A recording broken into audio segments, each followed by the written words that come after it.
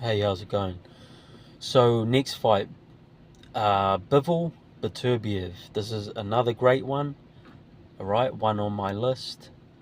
Um, it's been a long time coming, Bivol and Beterbiev, or Beterbiev, however you pronounce his name. Um, yeah, it's been a long time coming. I mean, about a year ago, maybe more, the WBC had blocked this fight from going through because, you know, they decided to get political and they didn't want a Russian undisputed champion. Bunch of bullshit. But anyway, it is what it is. The fight's taking place right now. Both guys are undefeated. I believe Bivol only holds the one title at light heavyweight, and Beterbiev has the rest, has the other three. So yeah, no doubt that these two are the top of the light heavyweight division.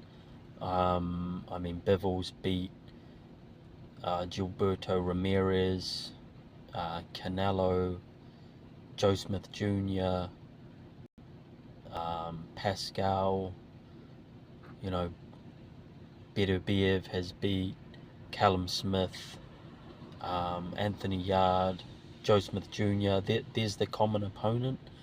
Well, these two is Joe Smith Jr. Beterbiev got him out of there in 2 rounds, I believe, and Bivol dominated Joe Smith Jr. for 12 rounds, which is what he does. Bivol is a boxer. I guess they're both boxers, but Bivol is, a guy that is very, very disciplined, sticks to his boxing, sticks to a jab, 1-2, 1-2 left hook, bounces in and out. He's very hard to pin down. A master boxer, you could say. Doesn't carry a lot of power, but definitely, when he puts his punches together, he gets respect. We saw that in the Canelo fight. Whenever Canelo would come forward and throw a couple big punches, Bivol would return fire, and let a 6-punch combination go and have Canelo backed up. So there's no doubt that Bivol has pop in his punches when he wants to. When he wants to really, sit down on his punches, then he can hurt you. But he doesn't have that one-punch knockout power. On the other hand, Beterbiev, he definitely has that power. His power is on a different level, I would say. He really just has to touch you and you're in pain. He's stopped. I might be wrong on this, but I can't remember him ever going the distance. He might have gone the distance once or twice in his career, but recently, he's been knocking guys out. He stopped Callum Smith, Anthony Yard, Joe Smith Jr., Marcus Brown. He's a very strong guy, and he can box. He can box as too. Let's not forget he can box as well. So how does this fight play out? Well, I see it being a very technical fight. Beterbiev can box, and he's a good boxer as well. Obviously, he's going to come forward. He's going to try to put pressure on Bivol.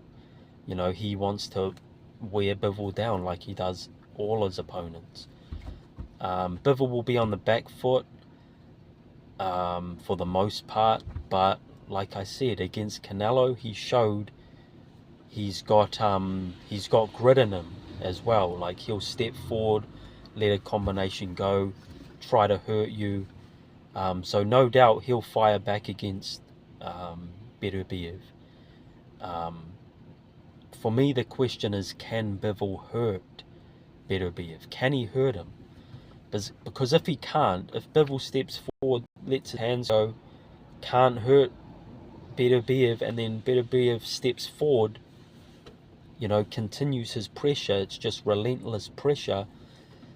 If Bivol can't get that respect, then Beterbiev is just gonna, he's just gonna end up walking him down and breaking him down, like he has done most of his opponents, if not all of his opponents. He's a wrecking ball, Beterbiev.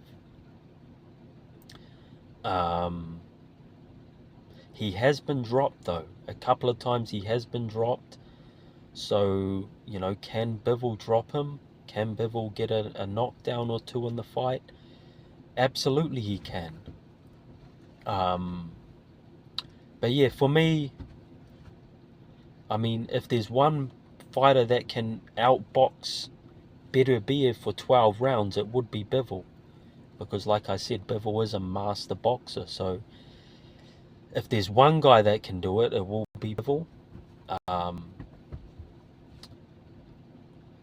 On top of that, Beterbiev is aging. I think he's 39, roughly. Maybe even going on 40. Maybe he is 40 right now. He's getting up there in age, but he hasn't started to slow down, I don't think. Looked very strong against Yard. Looked very strong in his last fight against Callum Smith. A fight that I thought Callum Smith could take him the distance as well, but he was just destroyed.